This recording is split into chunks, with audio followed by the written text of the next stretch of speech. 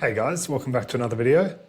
That's another round done and dusted. A bit of a scary round with only 13 players. Like there could have been a few things go wrong if you left a few big scorers on your bench.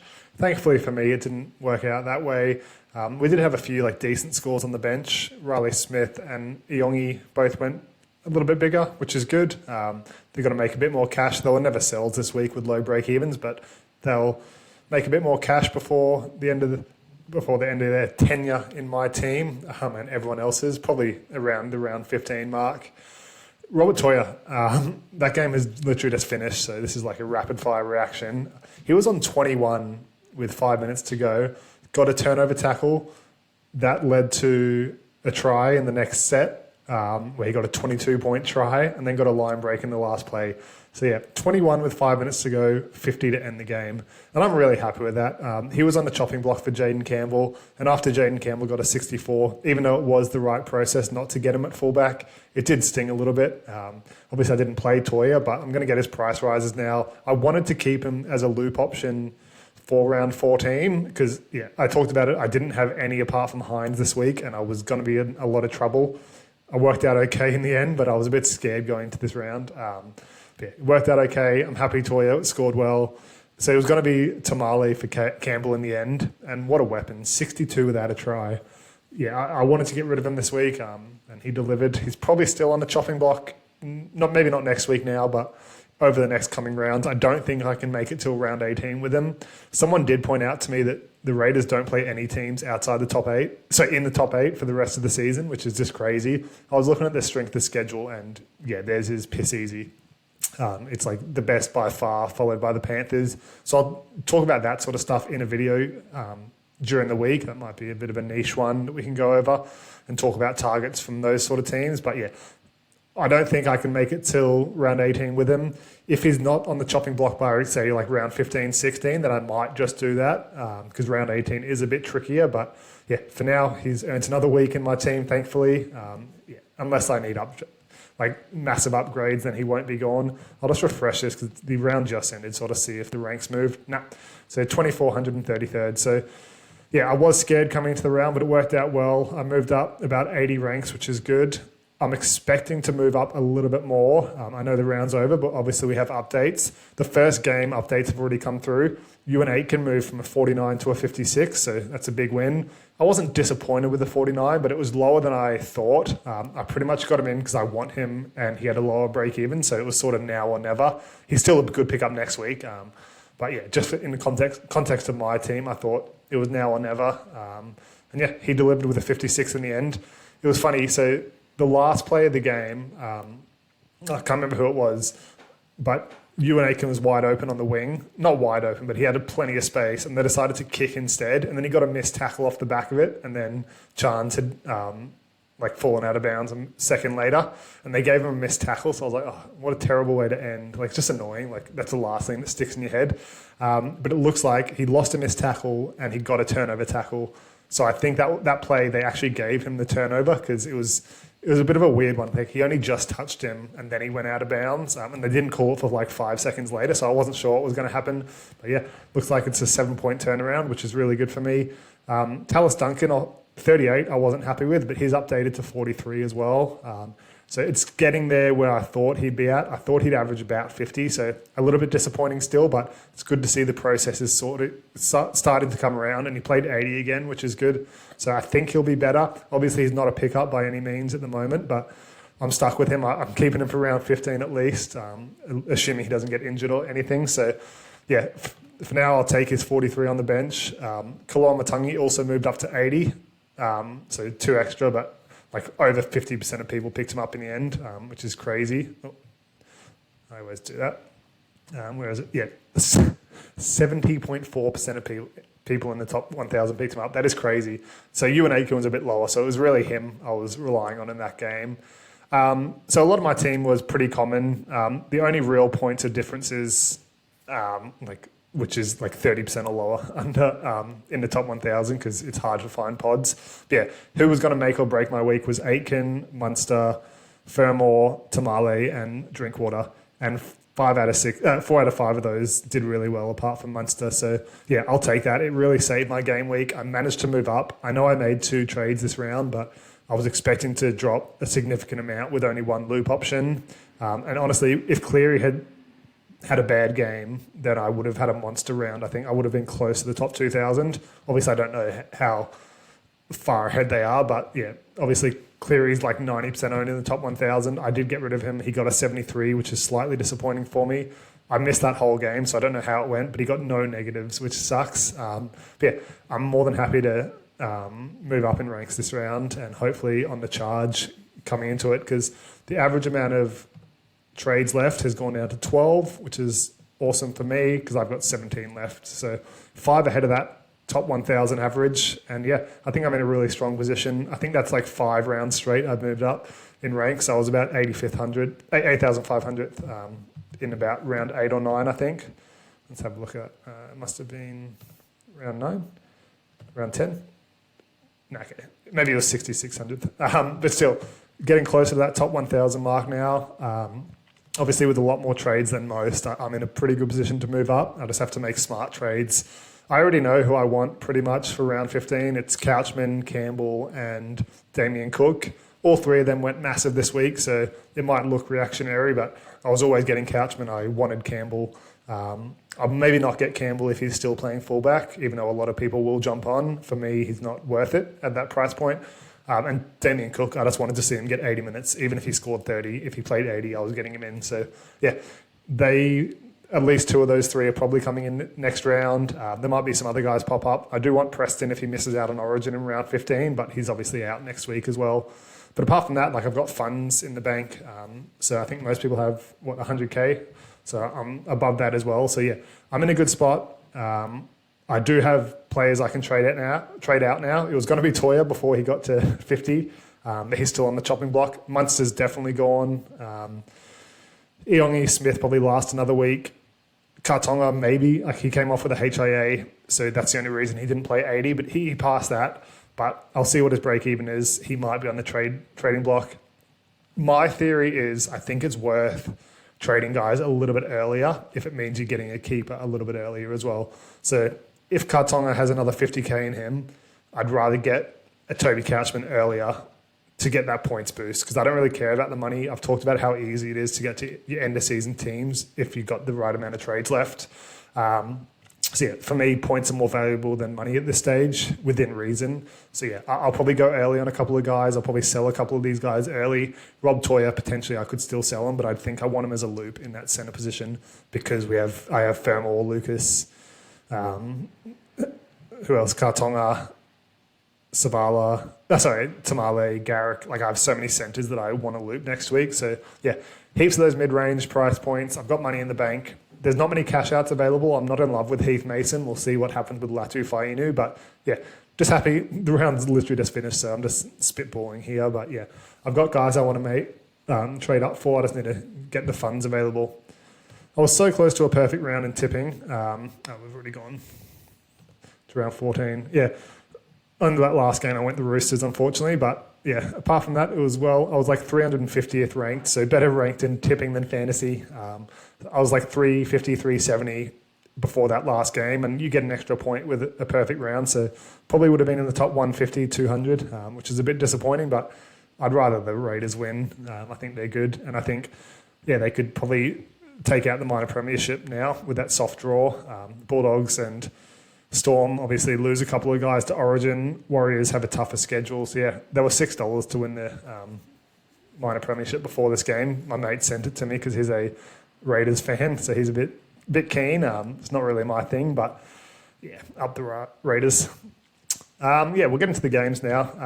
Average score, I think I talked about it, 759, 760. I got 764, so slightly above average. I'll just quickly check again. I haven't moved. Yeah, nice. We'll get into the games now. First game, Rabbitohs versus Warriors. Massively high-scoring game in real life. Yeah, it was great weather. We had a few rainy weather games earlier in the week, so it was good to see a fast-flowing game. Yeah, Warriors too good again. They're looking really good this year. Their points difference is crazy. I think it's less than 20. Let me check that quickly while I'm talking. But yeah, they just grind out games. They've won a couple by 1 or 2 points this year, and this one by 6. And yeah, they just find a way to win, which is good. Yeah, their points difference is 5, like +5, and they're 9-3. That's crazy. Like, I've never seen anything like that. But yeah, good on them, gutsing out another win. But our Rabbitohs boys did well. Kalamatangi scored the first try, I think, or one of the first. And yeah, he really boosted from there. He was on 58 at halftime, which is crazy. And then a slower second half with the Warriors scoring a few tries, dominating possession. Yeah, just high-scoring games usually. Base stats are lower because I talk about it a little bit, but each try that's scored is about a minute to 80 seconds off the clock. So the more tries that are scored, the less, unless if you're not involved in them, you're going to score less points generally, like in base. So yeah, if you're not on outside backs or guys who score a lot, you kind of want a low-scoring game just so time and play is a bit higher. But yeah, you'll take an 80 all day from that. The only concern is Mitch Barnett came off with an injury in this one. NRL physio commented like 2 minutes later saying it looked like an ACL mechanism. There hasn't been word, like all the commentators when they were getting the updates, it didn't sound terrible. I haven't heard anything yet, but he's going for scans. But the last I heard was NRL physio say it looks like an ACL, which would be terrible for him. So prayers up for him. Hopefully he's all good. But that means he's out of Origin if that's the case, and it sounds like it's going to be semi-long term anyway, which means Kalamatangi probably makes Origin. He'd have to be the next guy to step up in that middle, considering they hate Terrell May, obviously. So yeah, I think Kalamatangi makes it. I did talk about it being a big concern of mine as to why I thought Aitken was a better pickup than him, because like obviously he's underpriced, but you want Kalamatangi for round 15 and 18 as well. It was a concern. When New South Wales won, I thought he's all sweet, like he won't make it. But yeah, things change fast in NRL and fantasy. And yeah, after the last couple of games he's played, I think he has to be a shoo-in or at least close if Barnett's out. So that is concerning. The good news is he's made like 60K already, and like after this game, because he had a 27 break even or something, 28, because it's a bit higher than what it says here. And yeah, you got an 80 out of him. So if you didn't get him, have solace in the fact that he probably plays Origin, but you'd still rather have him for that 80-point score, especially if you're back up with like a Hosking or Haas who got a 43 or 38 or something. So yeah, massive score, just the Origin concern now. So give me 1 second, I'm going to pause so I can speak. I really need to start carrying a water or something when I'm here, but apologies about that. Alex Johnston, 71 with a hat-trick, really good from him. Yeah. He's getting older now. He's played heaps of games, but he just keeps scoring. He's closing in on the top try scorer in the NRL, so hopefully he can get there. He's had a wonderful career. Latrell, awesome second half. I love Latrell. Everyone bags him out, but I think he's awesome. He rubs people the wrong way, but his talent alone is incredible. Yeah, his goal kicking was on fire, let alone his actual play. Set up a couple of tries, got a late try to give the Bunnies a little bit of a boost in their comeback. I think they were down by 18 or so with 15 minutes left or 10 minutes left, and then scored a couple of quick ones but couldn't get it done. But Latrell tried his best. He burrowed over for a late try. Did a lot of the kicking, which is good to see. If you own him, you probably shouldn't during the Origin period, but yeah, really good game from him in real life and fantasy. Ewan Aitken, so he's on 56 now as opposed to 49. So like I talked about, he got that turnover tackle, it looks like. I don't really use this site for match recaps, but he hasn't got his turnover here, but he's on 56. His stats here add up to 52, so I don't know what's going on there. I assume he got a turnover tackle, but I guess that comes out tomorrow or after the round's finished or whatever. Yeah, 56 either way, we'll take that. He did get a kick defused, by the way, with like 5 minutes left. It was a very notable play in real life because everyone thought he was in the in goal, but he wasn't. So, and yeah, he caught it. I don't know why he didn't get the kick defused. Maybe that shows up tomorrow as well, but it's only 1 point, so I don't care. It's just funny. Like, I hate the stats people. I think they do it, not a terrible job. Like, it would be a hard job, and I don't know how many of them do it, but yeah, stats are wrong all the time for blatantly obvious ones. And it does ruin a little bit of the fun when you can blatantly see something or they leave something up to discretion, which most people don't agree with. But yeah, 90% of the time they get it right. It's just those few that they don't can be a bit annoying. But 56, yeah, that's really decent for him. He'll make 30-ish K, which is good. So glad I picked him up. Played him over Hosking as well, so got an extra 20 or so points there, which is good. Lachie Hubner, 44 and 40 minutes. That was good. I said to keep him, but it was on the fence. Like if you had a clear upgrade and he was your only path to one of these two, then yeah, most certainly do it. But if he held strong, you'll take a 44. His break even gets down to about 30 or so next week now, so a little bit more money to make. He got a try assist early. I think that was to Kaloa Matangi. So yeah, really good play if you own both of those guys. And then you'll just take that. Anything above 40 is good. The minute's still very concerning, so he's definitely not a long-term hold. Maybe you can get to round 15 with him, like I'm doing with Tallis Duncan, but after that, like it's probably time to go. Speaking of, Tallis Duncan with a 43. He was on 38, got a turnover tackle, which was pretty clear. I don't know why it wasn't given to him. Kaloa Matangi was also in that tackle, so I don't know if it was that one or a different one. Yeah, the guy just knocked it on during the tackle. I don't really know how they rule those. I don't know if they're trying to offload it. I've seen, and they make an error with it. I've seen them not give that, but yeah, again, it's up to their discretion, and it's not always accurate or what we deem as accurate.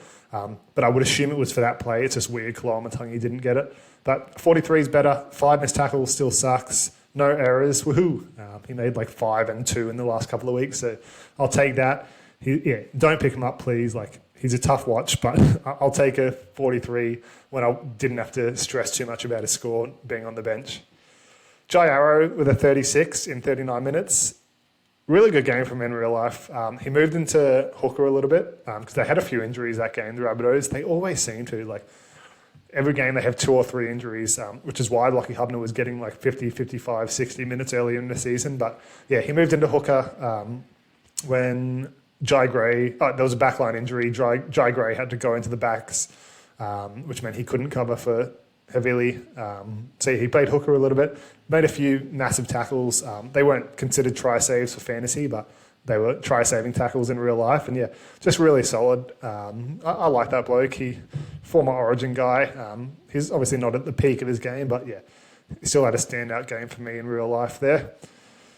Jamie Humphries. So yeah, I was rooting for him not to score well. Like I was glad when he was on 22.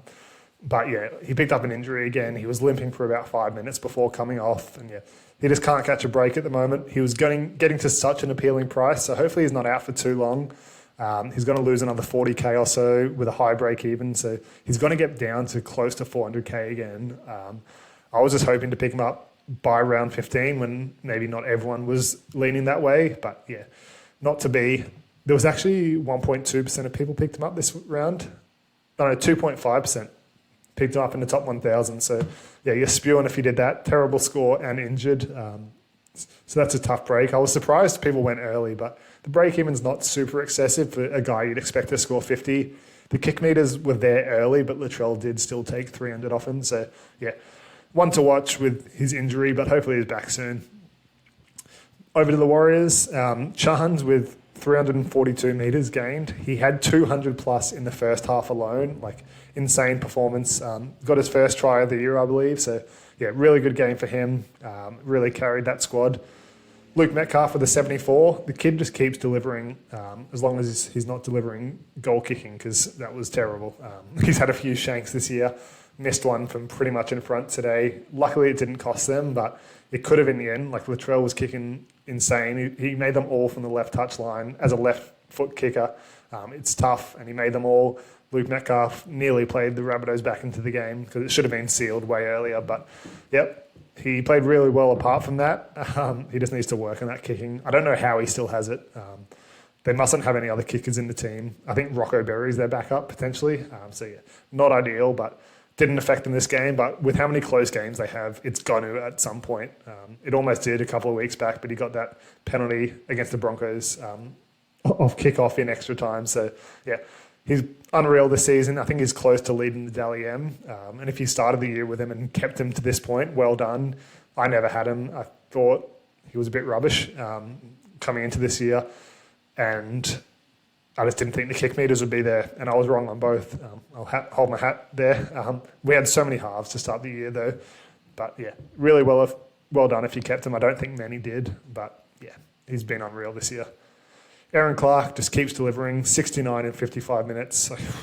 Insane. I'm so glad I got him. I didn't want him, I'll be honest. I said he wasn't a great pickup in a lot of circumstances, but it worked for mine because I had so many trades and didn't have a hooker. And yeah, couldn't have worked out better.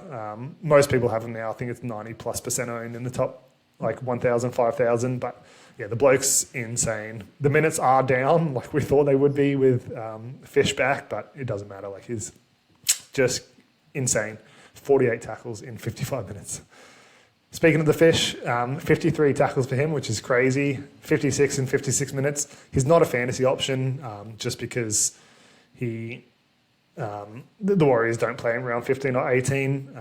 But yeah, he had a really good game. Hopefully he can string a couple of performances together because he's been injured, had suspensions and stuff. Hey, look at that, 56, 56, 56. That's cool. If only it was 56 tackles. Anyway, Jackson Ford, he's been actually really good this year. Again, not a fantasy option, but yeah, he's been really solid. Got his first try assist in the NRL as well, which is cool. Roger with a 49, Wade Egan with a 43, and yeah, he didn't play 80 again. So I did recommend selling him since he wasn't playing 80 every week, and with so many hookers available, he's the most expendable. And yeah, 43 is average. If he played 80, it would have been 50 plus, but yeah, he can probably go. Halasima with a 40 on the bench with a try, a beautiful try as well, actually. Yeah, if he's still playing on the bench, he's not worth keeping for long term. I think it would have been like a 12, 18 point try or something. So without that, 22 and 45 minutes is about what you'd expect. Yeah, pretty much. Maybe a bit higher than 22 points, but yeah, who knows? I'd be selling him for sure. No one else in that game really that's worth mentioning, but yeah, well done to the Warriors. Having a corker of a year. Panthers versus Eels. I'll be honest, I missed this whole game. I was busy today, so missed that game. Tuned back in for halftime of the Raiders game. I'll quickly talk over the scores. I didn't see any of it, but I was keeping track after the game, like seeing why Kartonga and stuff didn't play 80. But yeah, Nathan Cleary with 74 backing up from Origin. His goal kicking was right today, apparently. I think I saw him nail one from the sideline because I watched the first 5 minutes. But yeah, really, really good score. If you kept him, no negatives, 600 kick meters, really good. I wonder how long the line break was because he only had 125 meters. So yeah, be interesting to watch that one back. Not disappointed I sold him. Like it made a lot of sense, missing round 11, 12, 15, 16 and 18. So same boat as Yo. I wouldn't have got Savala's score this week if I had sold him. So he got 48. So yeah, not terrible.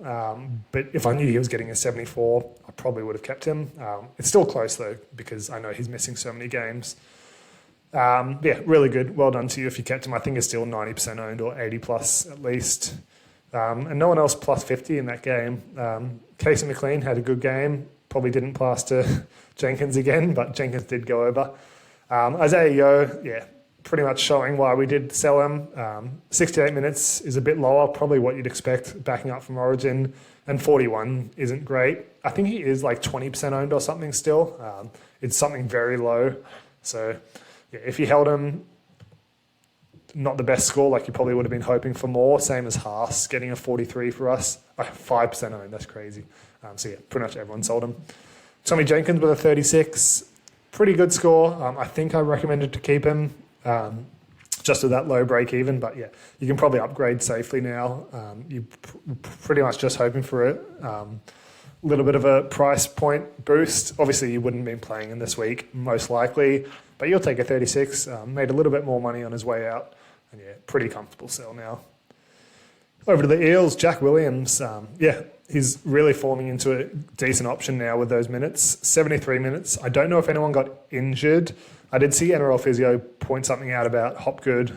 He's having back issues, I believe it was, which explains his low minutes because, yeah, 36 minutes just does not cut the mustard. But, yeah, 73 and 73. I was potentially looking at picking him up before Nafahu White got injured.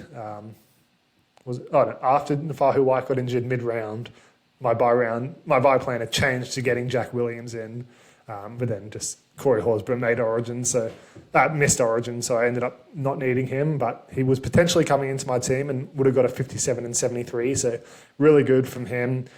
I did talk about him as one to watch. If those minutes increase, he could potentially play himself into an option. The only thing is he doesn't play round 15 and 18.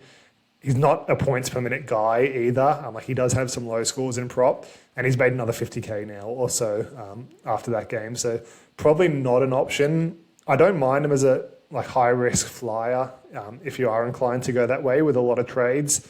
But I have 17 trades, and I'm probably not interested in him still. Score wise, I think he'll be great, and if they played one of 15 or 18, I would strongly consider him, but they're tough rounds. Like, a lot of mids are missing that we all have. So, yeah, probably not going to get him. Probably not going to consider him, but 73 is really good. Riley Smith, 57 and 67 minutes. We were pretty comfortably knowing that he wasn't going to play 80 this week. The rumours were after last week, Joash Papali was going to play hooker, bench hooker, and he ended up playing the backs for 79 minutes last week with Will Penasini going out. Since he was back on the bench, we kind of knew he wasn't playing 80. I think I did touch on it last week. But yeah, 57 is incredible for him. The fact he's not playing 80 means he will be a sell at some point in the near future. But if you're still pumping out these scores, and just ride that wave for now. Again, I was lucky to get him. I stumbled on him the same round I got Aaron Clark. Didn't necessarily want him. I actually thought it was kind of gross getting him, but I could easily see a path to him averaging 40 plus tackles when he was averaging 33 or something. That was pretty much what sold me. I thought at best he'd be at 10 to 12 points above where he was priced at, and he's exceeded many expectations. I just needed a hooker, and him and Aaron Clark were the ones to do that. So yeah, super lucky I stumbled across him. I know a lot of people have him now. I'll check what his ownership is, but yeah, 46 tackles with only 2 misses is great. He got a line break, so the one game I don't watch, the guy takes a run. He's usually getting literally 0 to 10 run meters every game, but good to see him get some there. Only 50% owned, wow. That's good. Obviously, no one was playing him this week anyway, because you probably played a Jazz Aaron Clark over him, but yeah, only 50% owned. That's good to know. Makes me feel better about not owning Jazz Tavanga. Iongi with a 45. Yeah, got a try save. That's how we got the points, and a turnover, sorry. So I was considering playing him over Tamale with 10 minutes to go, because they're both not gross to watch, but it can be a bit annoying because you're literally relying on a couple of plays a game for them to score well. So I knew I wasn't going to be watching the match, so I was actually kind of considering playing him. And after he got a 45, I was kind of spewing I didn't, but obviously Tamale went well above and beyond that, thankfully. But yeah, really good. He'll make a bit more money. Again, I think him, Kartonga, Riley Smith sells before round 15. It's just whichever one scores worse earlier, pretty much, and that was Kartonga this week. So we'll see what his break even is. I think it's still going to be low. But again, I'm more inclined to get points on the board rather than money at this stage. So Iongi's safe for another week, probably. I think his break even gets to about 25-30 from memory. I can look it up now, but it's not really worth my time at the moment. But yeah, really good game from him. He's really coming to his own with Mitch Moses in the team. Hopgood, yeah, like I mentioned, the minutes are just gross. He's going to get so low in price soon. He will lose about 2 to 3k this week. But yeah, until those minutes are back, there's nothing we can do. The back injuries do make a bit more sense. I think they were back. As to why he's not playing minutes, and I'll stop grilling the coach over it now because he's probably just looking out for Hopgood. But yeah, that would explain it a lot more than the coach just not liking him. So sorry, mate. I'll back off now. Moses with a 40 backing up. Yeah, it's just a classic backing up from Origin game. If your name's not Nathan Cleary, you're probably not going to score too well. No one else. Kartonga, yeah, like I said, came off for a HIA. He passed, so he should be all good by all accounts. I didn't watch it, but hopefully. But yeah, he could potentially be on the trade block anyway. Got a few more errors crept into his game. He's not a massive base guy. I know he has been the last couple of weeks, but it doesn't always look sustainable. Yeah, I think it's close to being time to go. What's he priced at? Where is he? 535. So he'll be about 550. It's a nice price point to upgrade to as someone like a Couchman or something, especially for me with 250k in the bank. Yeah, again, I'll see what his break even is, but he's definitely getting to the point where he's expendable. And over to the last game of the day, Roosters versus Raiders. So, yeah, close game. Raiders too good. I thought the Roosters would be too good at home and without Fogarty. And it's always tougher when you lose one of your key guys late in the round, closer towards kickoff than it is to lose them before the teams are named, because obviously you're training with Fogarty all week instead of Sanders, and he's coming in to play his first game for the club. And yeah, he did had a really solid effort, and yeah, Raiders came over late. They were down by 12 with like 20 to go, but yeah, a few moments of brilliance and they got over, which is good for them and good for NRL, I'd say. Teddy carried out the scoring for the Roosters with 66, tied with Crichton. Yeah, he was really solid. I missed the first half. I did see his late try in the first half because I saw Savala went up by 10 points and I wanted to see it. Yeah, really good game. Came off of 50 last week with a very late try, so he did a lot of his work earlier this week. And yeah, you're really happy with the 66, 12 tackle breaks. Probably still misses Origin. Like, you're not going to drop Edwards after you won, but yeah. He'd be spewing. Like, he deserved to play Origin at some stage again. It's just he's behind Edwards in the pecking order, but having a really good season. Not his best fantasy season, but probably one of his best, if not his best, NRL season this year. Crichton with a 66, so yeah, he's finally come out with a good score after backing up from Origin. So yeah, really good game. 45 tackles, only one miss. He's a bit of a grub this year. Like, every time he fends off, like, he goes on with it for so much and clearly, like, targeting in the face. He's had a couple of penalties this year against him with the ball for doing it, and he just does it every week. Don't love it. I used to love Crichton earlier in his career when he was for the Rabbitohs, and then I think he transferred to the Roosters, and in the off-season he cut off his finger because he was going to be out for 6 weeks. Like, that stuff awesome. And that was coming off the season where he was, like, basement price in fantasy and made, like, 500K. So, yeah, everyone loved him back then. I still do like the bloke, but yeah, he's got a bit of a grubby stuff into his game. But I guess he's a Roosters fan, a Roosters player at the end of the day. Watson ended up starting on the bench, played the rest, missed the first 19 minutes, then played the game out. 65, 57 tackles, which is crazy. So really good performance. Don't know what happened to Zach Docker-Clay. He was named in the team and then dropped off for Iolu. So, yeah, not sure if it's an injury or they just prefer Iolu. So we'll have to see with that one. We'll see with team this Tuesday in 2 days to see what the go is there. But, yeah, it potentially is a cash down option if you do are inclined to get one. I don't love it, but, yeah, someone mentioned it before in the comments, and I pretty much said I don't love it having a cash down this early in the season, but it's pretty much what people are doing with Zach Docker-Clay, but for a cheaper price point. So if it's worth his 45, 50 points in those buy rounds, then yeah, up to you, but I don't love it. Siwa Wong with a 64. So yeah, I talked about him being a hold. He was a potential buy coming into round 12. Just hasn't been delivering, but 60 tackles in this game, which is just incredible. Yeah, didn't do much apart from that, but when he's making 60 tackles, you don't really need them to do much else. It reminds me of a young Sean Fensom. Robert Toya, as I mentioned, 21 with 5 minutes to go, and I was kind of salty I kept him over Jaden Campbell, even though points-wise it wouldn't have been better because I got Tamale's 62 as opposed to Campbell's. But yeah, was a bit disappointed that I held on to him in the end, but 50 is great after 29 points in the last 5 minutes. Crazy. Hugo Savala, he just kept ticking away. 49 is really good. I think a lot of people played him. I talked about it yesterday on the back of the Fogarty news. Obviously, Fogarty missed, and then Hines and Katoa both had a bye. So I wasn't concerned with what he scored in the end because I knew most people would be forced into playing him.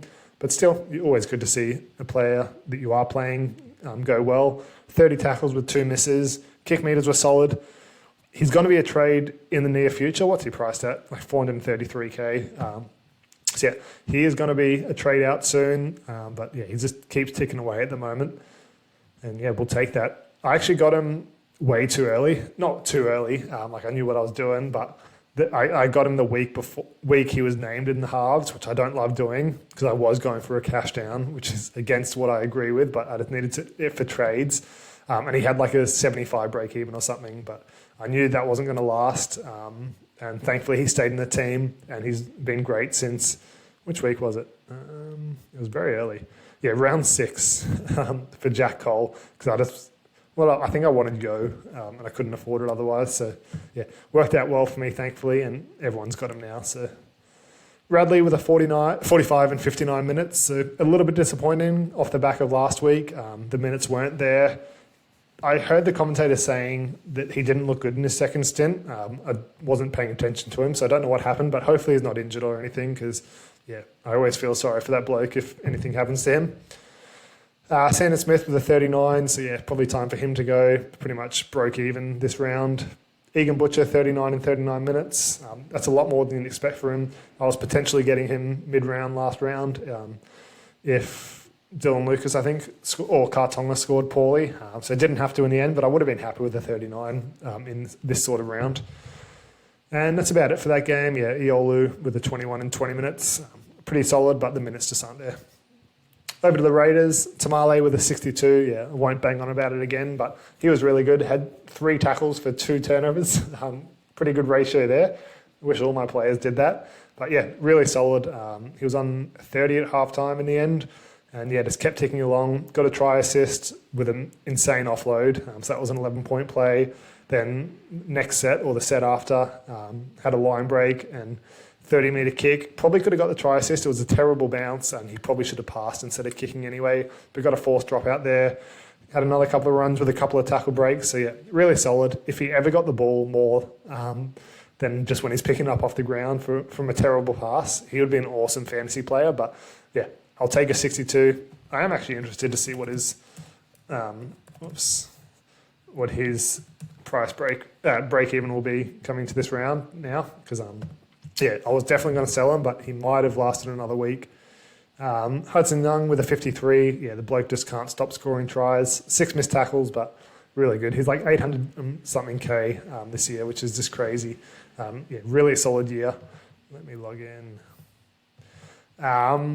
Who else? Joseph Tarpany. He was on 19 after 23 minutes in his first stint. And since I didn't see it, there was like 20 minutes to go. And I was like, where is this bloke? I was checking Twitter, like typing in his name. I was like, please don't tell me he's injured or like failed a HIA or something. But it came on like 2 minutes after I was scouring through Twitter.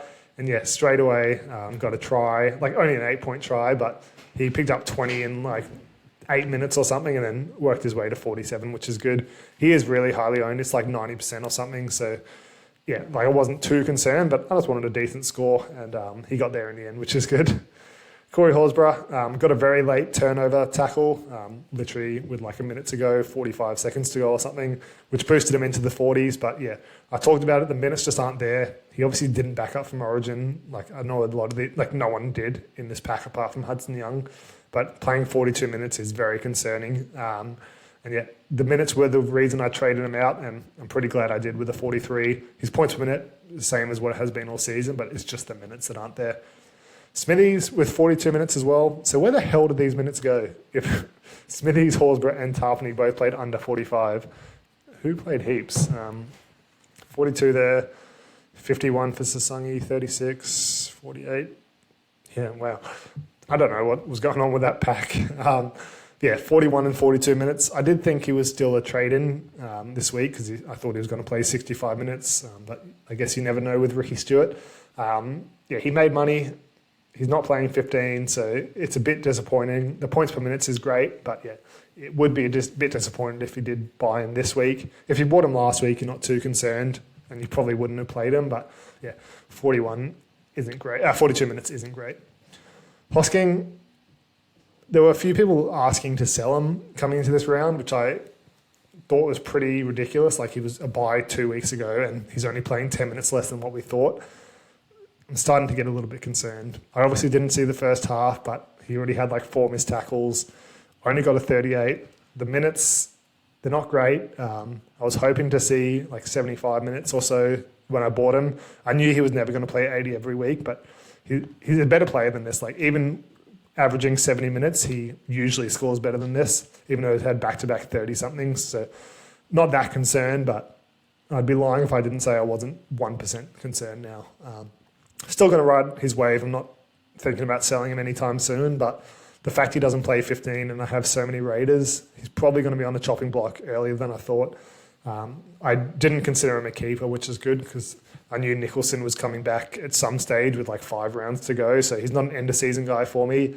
But I thought he'd be a bit better than this, and I thought he'd last in my team a bit more. But I think he still lasts around 18. I think he played a little bit of middle in this one as well, from the looks of things, late in the game. But then Smithies came on for him as per usual. Ethan Sanders, first game for the Raiders, 36 and 80 minutes isn't too bad. He's a decent fantasy player in a couple of games he has played. We're still waiting to see how long Fogarty's out for. NRL physio hasn't said anything, I don't think. I think he said if minor, then it'll be 1 to 3 weeks. But yeah, that's an if, and we don't know how long he's out for. Hopefully he's all good. He's getting a bit older, so injuries are going to start to niggle, but hopefully he's okay. Savage with a 35, yeah, pretty decent. Paddy ended up starting on the bench, so you thought this would be the round he's going to start with Starling off, but he didn't. He was really good in real life. 34 and 48 is not too bad. But yeah, he's going to be a player one day. It just doesn't seem like Ricky's going to trust him this year. Or next year, because I think they picked up Jaden Brayley as well. KO Weeks saved a score late with a nice little line break line break play. Cannot speak, it's been 40 minutes. He was on 14 before that with like 5 to go. Yeah, I was trying to talk people out of him last week and he got like an 18 or something and yeah, didn't deliver this week either. That's about it for that game. I'll check Tamale's break even now. What did he get? A 62. Oh, so he had a 46. Yeah, that's right. So he's creeping up in price. So he's probably still on the chopping block soon. Oh my God, I cannot type. Yeah, he's not got much money to make. Let's check Cartongas now. What did he get? 28. Let's go with a 28. Let's double check actually. 29. So yeah, I think he's going to be on the chopping block faster than the other Eels. Let's say he gets back to 45s. Yeah, like his scoring, his money-making potential is pretty much done. Even with 50s, he's not making a ton more. So yeah, I'd be pretty comfortable selling him over the next couple of weeks if it's going to facilitate those trades to those round 15 or 18 keepers.